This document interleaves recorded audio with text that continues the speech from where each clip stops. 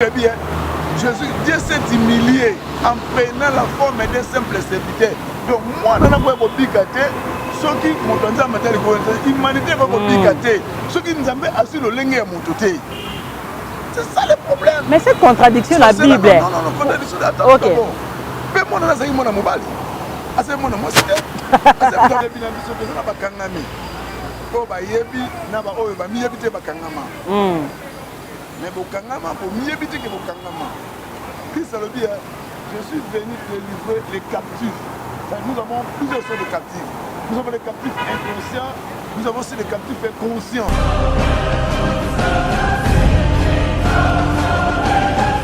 Labino, Balandia Magazi, à Congo, vous avez belé en Abisson en Congo. Labino, maman Yvonne. Dans le cadre de l'émission Point du Courrier, émission de la curiosité, et pas y avoir plutôt à moi beaucoup, qui sont battus ni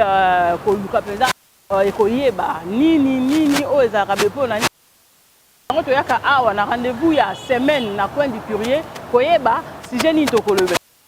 Ils vont dans mon côté, n'a pas ni invité moko, n'ende tokolobe la makambo ezana kati ya Bozambe.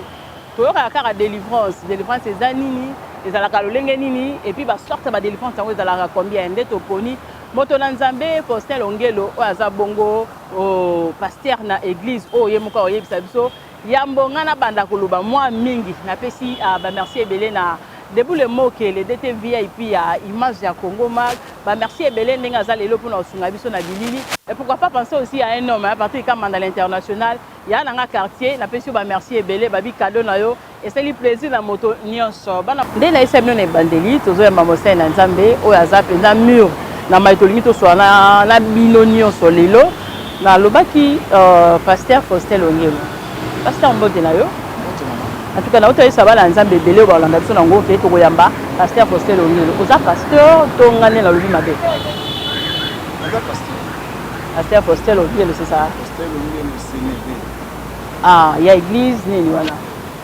nazana église de feu de l'Éternel cité des merveilles na Kinshasa ailleurs ou comment vers la Kinshasa mais va projet à beaucoup de super amis pasteur osali mbula boni na ministère to koyebata dans le ministère quand je suis d'abord dans la communauté ma communauté j'ai fait beaucoup de temps là-bas depuis 1995 naza déjà pasteur en tout cas la communauté les églises fait l'éternel pas y apôtre Jean René Pembe ah kuna tango buki bikeko mbamoko c'est l'église na buki bikeko oh bolongo communauté otolo mama msusa na buki bikeko tozali kaka na ordre ya papa na ngai ah papa pamboli mwana kende na bien l'église on a déjà sur le nango fait de l'éternel l'église on a dit que nango fait de l'éternel oh ah ils ont kata communauté ah bongo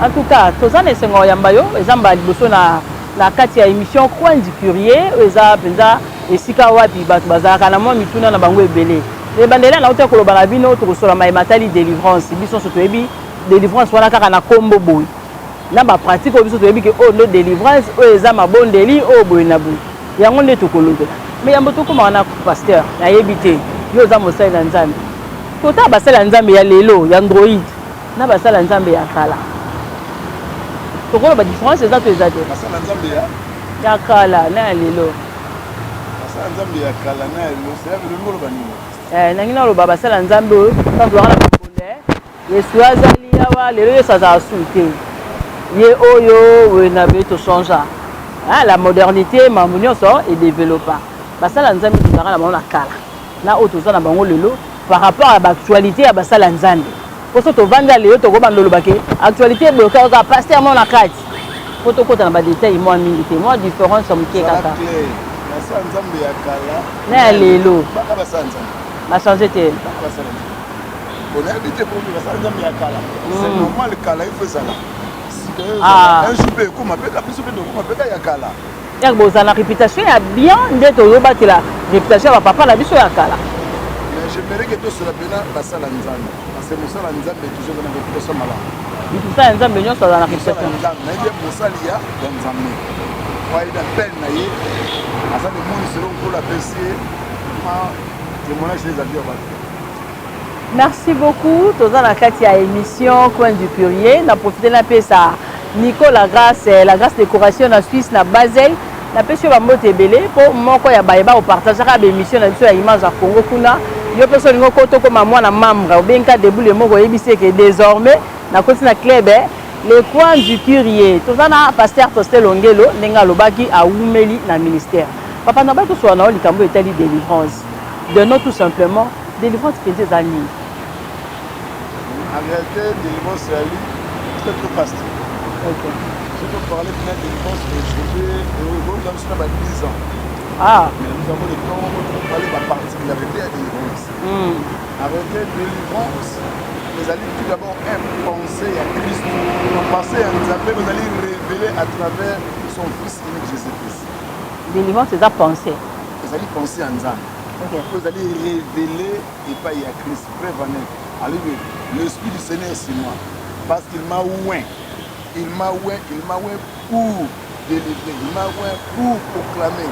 C'est-à-dire que celui qui a l'onction de délivrer, hein, celui qui va me mettre sur penser à délivrance exact, c'est Jésus-Christ.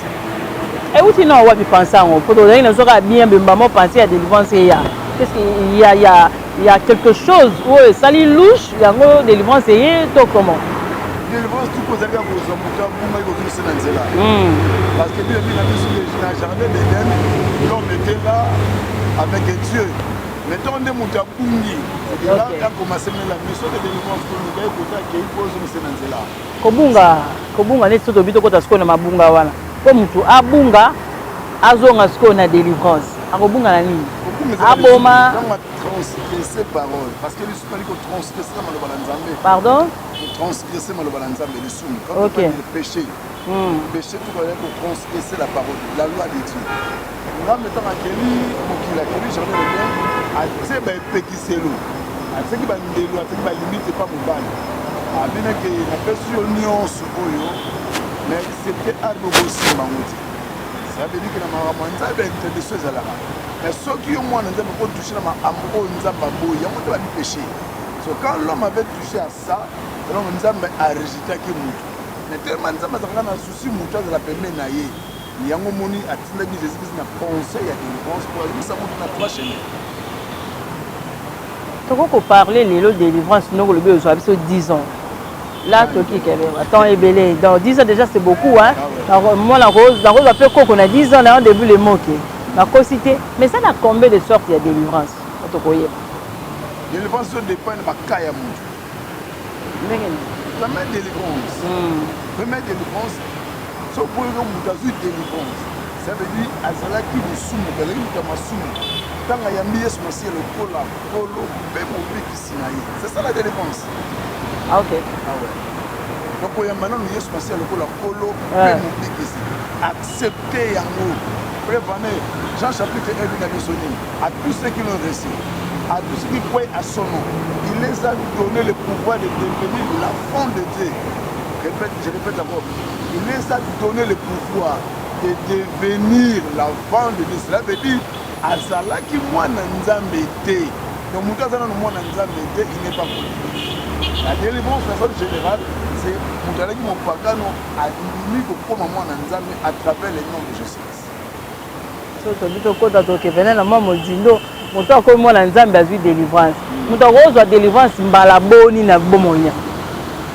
réalité, délivrance à l'Ibosso, nous est très capital. Si je dis maintenant, exemple, il y a un fossé. Un jour, par sa grâce, par la grâce de Dieu, il a cité auprès de moi un homme de Dieu pour qu'il me parle de la part du Seigneur. Au nom de Jésus-Christ, je reçois Christ comme Seigneur et Sauveur. De là, on a fait moi dans Nzambe, on a fait un baptême d'eau, ainsi de suite. De là, tout et ça, sa délivrance dans la vie. Alors, la délivrance, nous Jésus est symbolique parce que Dieu dit nous prochons d'une manière et nous prochons d'une autre. Ça veut dire quoi? Aussi longtemps que nous sommes sur la terre, aussi longtemps que l'Église n'est pas encore allée, aussi longtemps que l'Église continue toujours à prêcher la bonne nouvelle, tu vois, je peux tomber En étant enfant de Dieu, Mozaka n'a qu'à retomber, n'a qu'à retomber. En étant un enfant de Dieu, il n'y a pas une protection parce qu'on est enfant de Dieu qu'on peut aller sous. Il n'y a pas quelque chose de ça. Na kopesa bino exemple moko mokie lokuta eza kokweya moyibi eza kokweya escroquerie eza kokweya donc ainsi de suite moto oyo bino sava tosambela tosambela nzambe par rapport ndenge abati biso la journée mwa eloko so na obanga nzambe ini nasali ya mabe oyo nzambe alingaka te. Ça aussi, vous avez la délivrance. Parce que je suis entré directement de la maison de aussi que je fais ça. Je pas mis ça par rapport à Nena Sola qui n'a pas mal par rapport à Nena Kata qui n'a pas mal par rapport à Nena Kanisa qui fait ma baie, par rapport à l'Epsune Pena Monaki. C'est quoi? Donc, il y a aussi un peu de temps de lui, ça m'a donné ça qui m'a montré ma corde, la délivrance, qui n'a pas dit. Donc, tu retournes à Awa, Eza, ma sorte bonne, le lobby est belé. Est-ce que dans la délivrance, ce que Zaka a kobongo la moté matin ko maman la nzambe.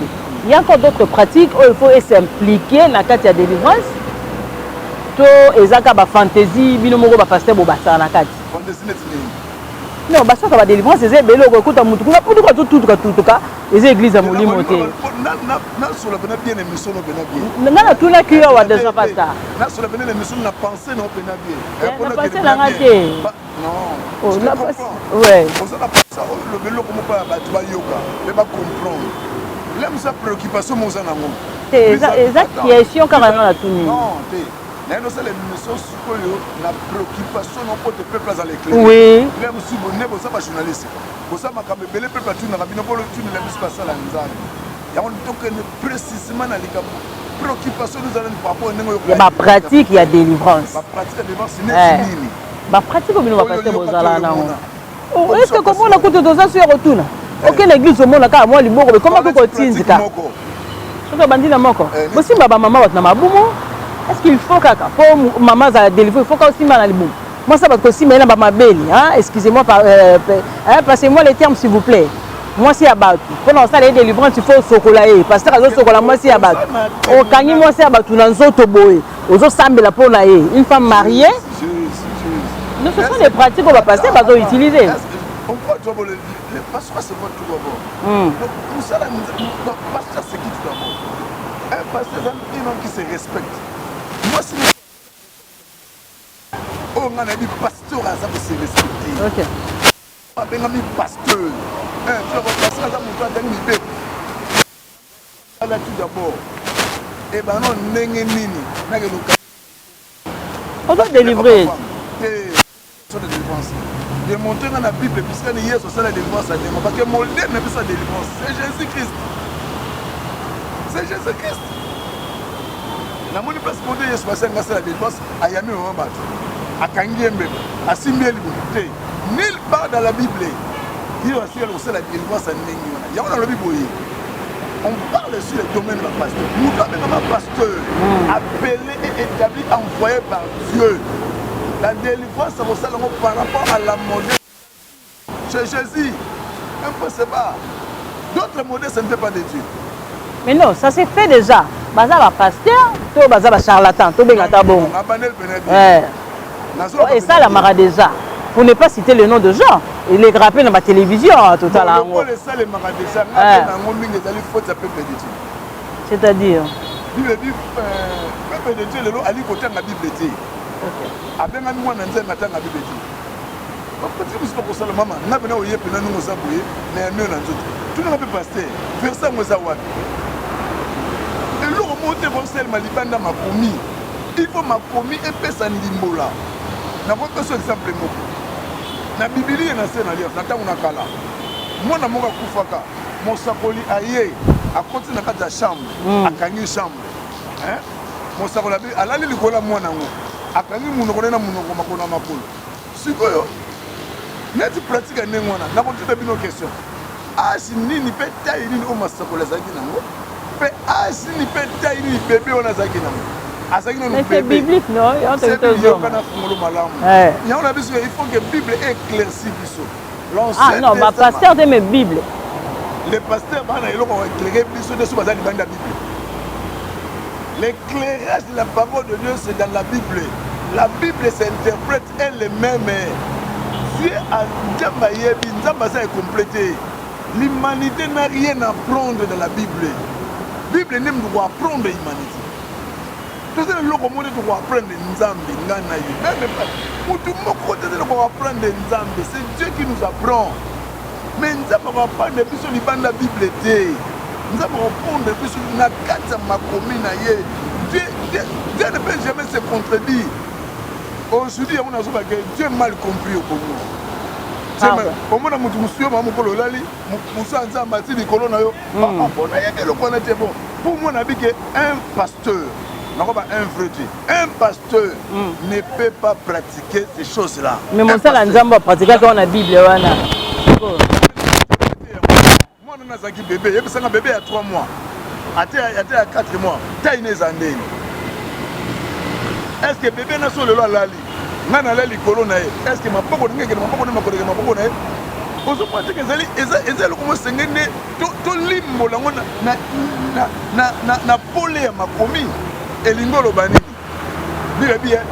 Dieu s'est humilié en prenant la forme d'un simple serviteur. Donc moi, je n'ai pas de ceux qui m'ont dit que l'humanité va piquer, ceux qui nous ont assis le lingue à mon côté. C'est ça le problème. Mais cette contradiction dans la Bible. Non, contradiction. Attends, ok. Mais moi, je suis mon mobile. Ah bon?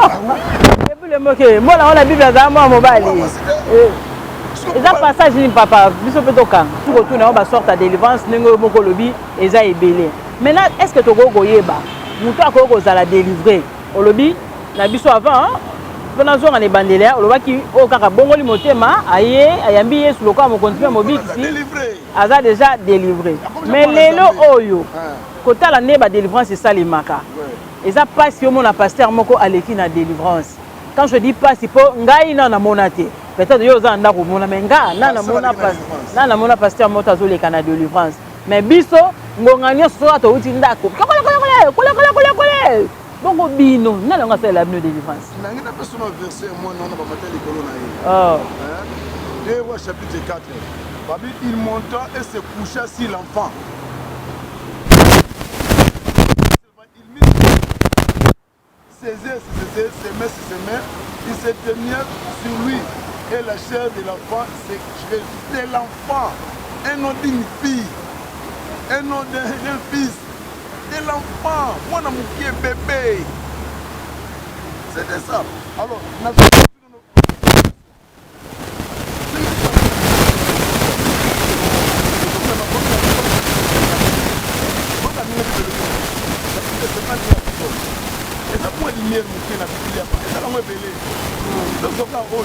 écoutez les voix David, l'homme selon le cœur de Dieu. Écoutez, au moins quand il te dit, selon le cœur de Dieu, il n'y a pas déjà sur la terre, on a même selon mon cœur. Mais David était un homme selon le cœur de Dieu. Écoutez ce qui s'est passé. Dieu dit, lorsque Nathan le prophète dit, fait à lui, après David dit, aller vers Béchamel, David dit, où est-ce qu'il me trouve, où est-ce qu'il m'a dit. Écoutez maintenant ce que David fait à Salaki. Dieu veut lui, oh Dieu a pitié de lui. Et des premières des choses. David a dit pour Bananiza, mais yoke la naïma. Alors dit dans le verset 4, lave-moi complètement avec mon iniquité. Et purifie-moi de mon péché, car je reconnais mes transgressions. Écoutez, les dossiers de l'eau Yamouana, les noms auxquels nous avons bâti sur l'église, ce n'est pas archipape, ce n'est pas gouverné, mais c'est le pasteur simple, prophète, ainsi de suite. Moto a bien moi dans Nzambe, il y a solo moi dans Nzambe. Sera foué à son pas Nzambe en reconnaissant, à son reconnaître ma bénaï. Donc mon salaire Nzambe, oui, aussi doit reconnaître ses erreurs. Si tu vois quelqu'un, un homme de Dieu, appelé par Dieu, pour reconnaître ma bénaï, il est fort en cachette. Il n'y a pas de Dieu de tous. Au vu de tout le monde, au monde a besoin de livrer. ça me soupe bon l'élection na te pendant aux okata bilamba mais non et ça délivrance caché délivrance solo bana dans fumolo aussi là c'est non les campo merci un homme de Dieu s'il pêche un homme de Dieu s'il pêche il va voir son des pères spirituels parce que au moins le monde nous sommes pour reconnaître la père spirituelle nous avons des pères la vérité pas des pères que ça veut dire papa oyo ala kiso makamanzana vous pouvez un aîné de la foi au cause de la conférence OK férié au solo linaye moi j'avais un problème sérieux on a pas dit c'est un problème sérieux na moi lequel ngai na ke ko luka un aîné dans la foi na solo linaye première question tu na ngai papa est-ce que les sous-moi n'habitent ceux qui habitent les sous-moi je trompe Dieu. Qui peut tromper Dieu? Na soyi na papa nanga. Na solo lini na solo et lokwa liboso e bisa ngai bonde la nzambe. Ma wanzambe sopona likolo na yo. Malgré tout na osambe lolo nzambe. Na yo mo bonde la nzambe, ma wanzambe sa ni ekita likolo na yo. Je fais ça. Na qui aime ici. Mais si tu vois un homme de Dieu ne pratique pas cette vie, ça veut dire qu'il n'est pas humble. Qu'est-ce que dit la Bible? Namoudaza humble. Il est humble, c'est orgueilleux. Qu'est-ce que dit la Bible? Dieu résiste aux orgueilleux. Si tu vois un homme de Dieu, il est un orgueilleux. Pour moi, il n'est pas un homme de Dieu. L'orgueil ne peut jamais se retrouver dans l'homme de Dieu. N'a pas dans l'homme de Dieu parce que après Jésus, ce sont des pasteurs qui sont des petits modèles pour le peuple de Dieu. On va passer à Nigeria. On va passer à Nigeria, à Kenya. Les modèles, les petits modèles. Les modèles, c'est Jésus. Les petits modèles, on ne voit pas Christ. Au Congo, il y en a? Bon, il y en a. Ouais. Au Congo? Mitara est mort sur yo. Mitara est mort sur yo. Bamaka mula bango niyo so to ebi bo. Baskanda niyo so ba sala mukilo to ebi bo. Oui. OK. Je parle de Christ. Non, parce que vous avez parlé du modèle, non? Non. Pasteur, petit modèle, c'est ce que je vous dis. Peut-être au Nigeria. On parle des pasteurs. Je ne parle pas de soi-disant. Je ne parle pas de s'autoproclamer. Mais je parle des pasteurs appelés, établis et envoyés par Dieu. Mais s'il a des âges, non. Mais s'il a des âges, est-ce qu'il y en a? Non, maman. Papa Gelani a tout à l'heure, j'ai roulé.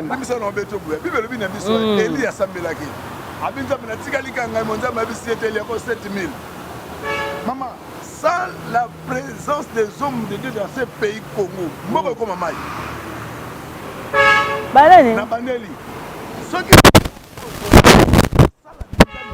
c'est très dangereux.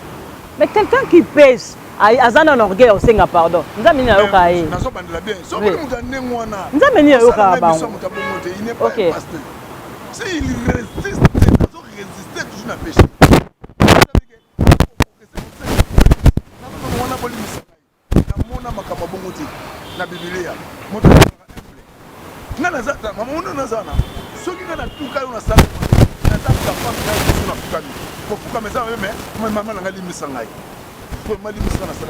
C'est ça un homme de Dieu. Un homme de Dieu pour moi, quoi c'est non, l'humilité, les fruits, Maintenant, les doutes car le peuple de Dieu n'a pas cannabis le quoi appelé dans Libanda n'a pas ça dans Zamba Congo. Je ne sais pas parce que tout le monde maintenant doute. Attendez, là on sonne babi au sunango, abimeli wapi. Tandis que ça boy na boy bango moko ba yebi ndenge ba juta ka batu wana. Est-ce que l'eau quoi bongo et que même on lui fait le thé, ba pasteur. Maintenant question. Modèle ba comment ko douter na bonzambe na bino. Comportement et pasteur, nous parlons maintenant du Congo et précisément à Kinshasa. Merci beaucoup. Franchement, ça déçoit. Douter n'a pas homme de Dieu, le loté. Eh bien, il va mettre Jésus. Oh. Attends, oui, il va douter de Jésus. Mais il va douter de l'identité de Jésus dans la Bible. Quand on a douté, on a c'est ça le but. Tu vois, à cause de Pilate, est-il le fils de Dieu? Il va douter de l'identité de Jésus. Ceux qui mettre Jésus va douter de l'identité. Et bon, on va douter de ça. Douter n'a pas ça la Nzambe. Et bien, on va le faire aussi la moitié. Mais c'est dit à quoi, Badoutouana? C'est dit à quoi? Badoutouana, c'est dit à identification. Même dans le temps de Moussa, même dans le batebele babudanga ye bamaso na kola na bango babudanga ye siko mpona efase dutu wana je dois pratiquer les œuvres du Christ. Ça veut dire quoi? L'amour, le pardon, la patience, hein? Maîtrise de soi. Ce sont des choses qui sont pour kati na ngai. Bible lobi hein. Le prince de ce monde viendra. Maintenant on va pour ta biloko ne kati na ngai. Biloko ngozani orgueil. Et ça biloko nzambe te. Mensonge. Et ça biloko nzambe te. Tu vois? Yo ozana pour convaincre baduté. Mais moli moso nous a kati na yo. Yango ne kosanga eba na convaincre batu bandima côté par rapport aux présenter batu maître Jésus. Moto aza na délivrance, aza délivré. Aza na assurance nini que non ndé na zabe penza la komi délivré. L'assurance c'est pour aller délivrer l'homme monde en senti kasi ni ko ba ko sa. Na pesa exemple, moto ba azali ko yiba. Moi azali ko yiba. Quoi est ce que yemo na? Moi ça ko yidelo. Ata ko tike to mo na yemo sa non na tika ko yiba. Na ko ba ngai mo ko. Na la champion na musique mokilo ko boya. Nga na fandi. Nzambe ya mabilo ko mokilo. Musique donc na la grande danser. Mais na commence na tali TV, ne na la TV na TV na na plusieurs nzamba suma ngai. Na ba 3 5 chaînes. Maintenant la 3 chaînes. Chaîne ozo parler mamba Christ. À part les informations mo ka c'est normal faut na tala. Donc pour moi dans sa mokilo. Donc na sa pour na boîte na sa pour na tika ma boîte. Na bi côté. Mais il y a souvent mon qui par rapport là-bas. Pour nous le que na Congo sur ma zone de Kiba, on me dit non maman. Oh je suis souana. Ne te trompe pas. Congo basala nzela basali. Ne te trompe pas. Congo ezali pépinière. Il y a Afrique tout d'abord. Attends tout d'abord. OK. Attends. C'est ça là. Congo est un pépinière. Il y a un homme de Dieu. Tu connais monsieur le Congo. Tu as vu sur la dollar. Même dans le Congo, on passe les sommes à 5 000 francs. Il y a malamu, il y a mabé. Vous avez vu qu'il y a malamu, tu le laisses ça 5 000 francs. Mais vous avez ça, allez, on te poigne. Parce que mabé, bébé, si. Tu même mabé, bébé, même on a 5 000 francs, c'est qu'on peut faire ça là. Mais quand on paye malamu, c'est de même nabi sur la salle. Il y a des hommes de Dieu aussi là-dedans. Surtout dans le Congo, la Kinshasa, nous avons ça noté. La salle Nzambe. Bazana na bitoko hein. Bazana na bitoko hein. Na l'église à Mandala là. Bazana na bitoko te bo vérifier te. Vous vérifiez te. Na tout le question mon. Papa yo soma na délivrance mbisa obi mamtuna nzoto. Mbisa akoti molimo bima mbisi mobima ndeni. Mari de nuit abima esprit. Ka molimo nyoka nda bima nyoka. Non. Femme de nuit abima kan esprit, abima boto boete. Mengando ba lopele ko monana. Nde basala nzema ozo ba mso bango na papa. Quelque part. Ah, le banon cas. Nzambe et puis il a dimension et dimension. Et ça le monsieur Rossel Manango. Ngolo na nzoto mutu. Na solo comme. Et ça le monsieur Rossel Manango. Moto a prié pour la moto wana yemo ka binzambe nini po ya yosamba. Je peux accepter oui comme je peux accepter non, mais na ko ko ndima pena il faut la convaincre que ça vient de Dieu. Pour le mieux dans autres moto. Bon, là je ne sais pas. Délivrance. Là je ne sais pas. Bon après ça ngolongo ko bimakasi. On a même autant de oh. Bangolo ba bima ba maboki ba zubi ba misiri kiti ba bima nzoto ba. Ah wana yo sala makamu soso ngolo. Oh mais tout le la délivrance non? C'est ça qu'on a délivrance. C'est pas ça. Non. La délivrance c'est pas ça. Montre-moi pratique beaucoup dans la Bible chez Jésus et chez les apôtres. Avec le bâtira basé na misu. Et dans la Bible était. C'est la Bible. Ouais mais c'est nous. C'est ma pratique. Les gens ont même na misu bâtira ça. Ah ouais bâtira ça. Alors, azako belani. Mana la misu. Hein? Mana la misu. Abele mana la misu. Na bâtira na misu. Siko mndaki na mari de nuit. Mari de nuit va bima na mokili. Non, tout ça, mon ami. Vous ne pouvez pas mettre.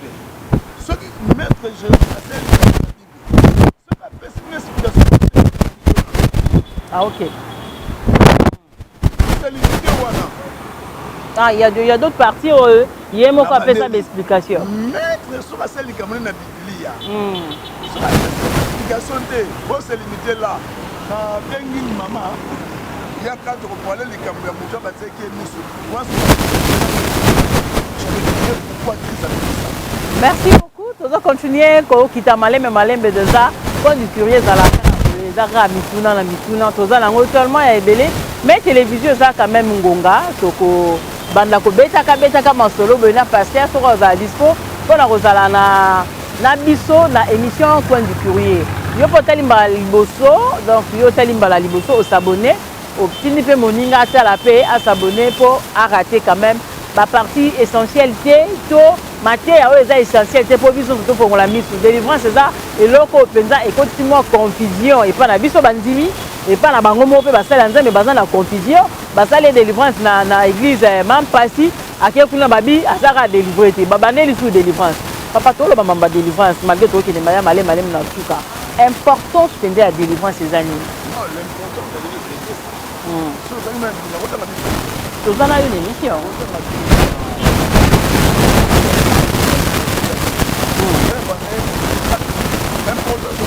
parce que même quand on est bandiam ça aussi dans le livre et ligue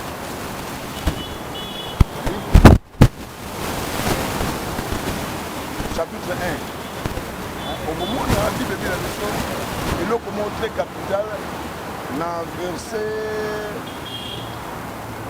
70 un sauveur qui nous délivre de nos ennemis et de la main de tous ceux qui nous haïssent. Il y a des gens qui ont inconsciemment arrêté par les mondes ténèbres, inconsciemment menacés par les sorciers. Mais Christ est venu, écoutez, Babi, un sauveur qui nous délivre de nos ennemis et de la main de tous ceux qui nous prescrivent. C'est ainsi qu'il manifeste sa miséricorde envers nos pères et se souvient de sa sainte alliance, selon l'instrument par lequel il avait juré à Abraham, de nous permettre après que nous serions délivrés de la main de nos ennemis, de le servir sans crainte. Ça veut dire quoi? Exactement sur la Bible. À ramener sur l'Égypte, jusqu'à pas na quand on parle de cette histoire-là, l'histoire les a illustrés sur ma campagne aujourd'hui que nous appelons à Batebele Bakanama.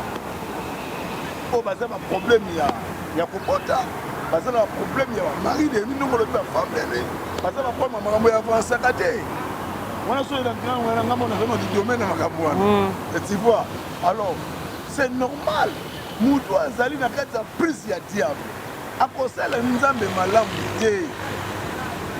à cause de l'ensemble à comprendre l'ensemble bien, on comprend les pensées de prévenir. Yo comme batu Moïse est comme ça on a gata Égypte parce que Moïse faut dire que biso na biso wapi en Égypte oh quoi ni le quoi na mine ba Égypte moi va comprendre nzambe malamu et ça mais tant que magi na désert quand Yoshua Amashia commence à parler va comprendre que vers 52 ans et yango même ba biso va forcer n'attend nous zone de défense mais na finir à passer na critique Nata entre parenthèses, même bateau le bord qui va passer parce qu'on peut délivrer. Souvent on va délivrer. Pasteur Abimna moi c'est batabala. Vous savez la vidéo, elle va critiquer d'autres éditions. Pasteur Abimna moi c'est batabala. Oh. Papa, moi si y a bateau, pasteur a qui au Bomalibala y a bateau. L'intérêt na yé. Le bateau modèle à David. Non. Là soulever le montrer capital. Je peux parler? C'est bon? Laisse-moi parler ma Bible.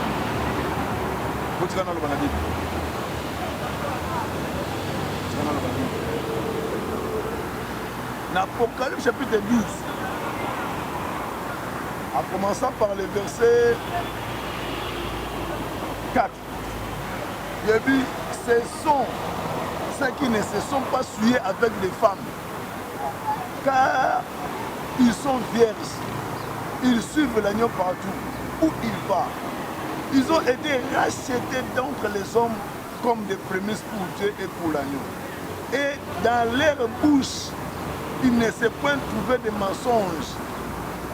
Cela veut dire quoi? Moto a béni moto nzambe. Na pas savoir la limitation, la limitation sur moto nzambe. Exemple. Aujourd'hui femme mariée. na bano na bato nzambe bena bana ba femme mariée non tout ça bato nzambe ba femme mariée te tala bato nzambe ba ki kotala ba femme mariée kasi moi ça bato libala quoi ici moi c'est bato ya libala moto aposi eza moto nzambe to moi ça libanda aposi moto nzambe te yo soka défense ndo sepeli mais est-ce que ça malamu moto nzambe akini kuna moi c'est bato non na ko ça malamu te pourquoi parce que bien biso chercher la sanctification. Sans la sanctification, personne ne verra Dieu. Si tu couches avec une femme mariée, écoutez-moi, monsieur Kangaï, le sexe de femme mariée, c'est le sexe qui est protégé par les gosses. C'est très dangereux de coucher avec une femme mariée. Exemple, il y a moi, c'est un mouton comme Nani, Joseph le Saint-Testament. Une femme mariée, elle va coucher d'ailleurs. Joseph a dit un piaka, a dit mon moussala, mais c'est étranger. Il pouvait accepter, mais tellement il est dit que non, mon temps n'a couché, attends, on y a bilingue, attends, on s'est fait mais il n'y a pas qu'il a péché contre trois choses. J'ai péché contre Dieu. Parce que la loi, ils ont permis de te montrer à parler de manaï. Une femme mariée, sexe n'est pas protégé. Sexe, moi je suis à part là. Elle est protégée. Elle est sacrée pour son homme. Même le sexe d'un homme qui est marié, il y a une femme, comme Mme le sexe d'un homme est protégé par les gosses. Salomon dans la Bible est là. Non, non, parce que même un homme marié, protégé dans des... Vous devez comprendre beaucoup de choses dans la Bible. Ok. Et ça, dans la Bible, il faut faire attention, il y a beaucoup de vitesse. Il y en a vu ce jour, au Bénin, des musulmans tellement prophétiques. J'ai parlé de l'histoire des familles de Salomon. Alors, femme mariée, pourquoi coucher n'a été? Quoi qu'il soit faiblesse n'a été. Ata yé moko pena yé lié. Ata présenter les présents au Zanango pour ça. Tu ne peux pas le faire. Parce que nous savons que nous avons prouvé Nzambi. Or, selon la loi du péché, on a trois grandes catégories du péché. Le premier péché, c'est le péché contre Dieu. Tu sais que si tu couches avec une femme mariée, donc tu pêches contre Dieu. Écoutez ce que j'ai fait. Je sais pas baïni. Alors, bien sûr, il y a des gens excepté toi. Et ça, n'est pas Adam. N'est pas le serpent. Tu vois? Donc, sauf nous étions au dos. Je ne peux pas toucher ça. Il y a des interdits. Moi, soit ça pas là, avec interdit. Même yo Moutandambe, oh avant de coucher, ça n'existe pas de la Bible. Ça n'existe pas. Pardon, je vous ai cité un homme de Dieu, pardon. Si dans ce pays, à Kinshasa, nous avons des têtes, nous sommes des têtes, dans Marco Balobio, vraiment, je demande pardon à l'humanité pour la salle en Zambie. Pour la ligne de sa vie sur la salle en Zambie. Mais je ne crois pas qu'un homme de Dieu a remarqué la dimension. Moi, je ne crois pas. Ne pas croire parce que les autres domaines, les autres boîtes, mais c'est ce qui se passe aujourd'hui à Kinshasa. Mais un couple, les minutes. Hein? Musala musala ko peza musala te ko peza musala to ko mina sona suka c'est là te to ko mina suka ni dira mama o ko le lo yuzu betige mutana auka so muni mutu anza mebite so muni mutu wanza mutana mutanza eki aso dimana basi ya batu basi kaka. Et que ça n'a pas normal. Pour un enfant de ah, crois-moi, parce qu'il y a des interdictions. Il y a une autre mission, une interdiction, et puis on aura une émission prophétique dans Pasteur Faustin. C'est très important. Télévision Zangonga, vraiment. C'est point du courrier et les caca des les câbles. Surtout à la mituna bien les a pasteur. Mituna za on a la bongisa kiwana. Yo peut que la mituna na mi balé ko bangate. Numéro ça on a numéro ya pasteur Faustin au bengiye au tuni motuna na yo wana sur la délivrance. Papa batbaza ya ko kangama. Parce que musu pe ayebite ke aza ya ko kangama. Azo vivre la vie normale. Ayebite ke akozwa délivrance to akosala ndenge nini. Mutu abongo akosala lolenge nini pona ko vivre malamu. Ayebite ka kangama. Ayeba ndenge ke fa kende na délivrance. Ça va, voilà, pendant quelques secondes, on a fait sa exhortation pour enseignement. Il y a bien sûr que ça n'a pas kangami. oyo bayebi na baoyo bamiyebi te bakangama mais bokangama bomiyebi te ke bokangama. Christ alobi je suis venu délivrer les captifs. Nous avons plusieurs sortes de captifs. Nous avons les captifs inconscients, nous avons aussi les captifs inconscients. Qui sont les captifs conscients? Qui sont les captifs inconscients? Exemple, comme nous avons ça, on a vie à masturbation. On a vie au rôle à la qui met un peu de mobile. On a ça mokangini. On a mutumo so aussi mongo lelo et belé. Pour ça mongo souffre comme ça aussi quand mongo le la raté. On a des mois avidité. Faut des canaux de délivrance. On a mutumo au lot de la poutu. Bandoto quand il y a femme de ma mari dit non. Il faut les canaux de délivrance. Deuxièmement, manque de délivrance et comme on a arrêté dans la société. Il y a beaucoup de gens diplômés. On a la maille belé, mais rien ne marche.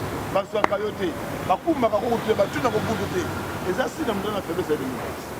Tu vois, et ça va former et belé. Surtout encore, si vous voyez que vous avez une famille où tata a un autre, vous voyez conscient que papa n'a plus sur la canne d'autre. Puis nous venons pour ça, mais dans un minute. Parce que les sangs aux amours, si votre phénomène est bien, puis ce n'est pas le bon moment. Ce qui papa n'a plus sur la canne d'autre. Quand il y a un contamin dans un souci, qui a son sang. Attends, tu n'as que poteau, les sangs de Pia, les airs Katawa. Comme tu es dans la guine, tu es le même dans les consciences, dans ce maillot. Sauf que vous voyez que papa, tu maman n'a vu dans la guine.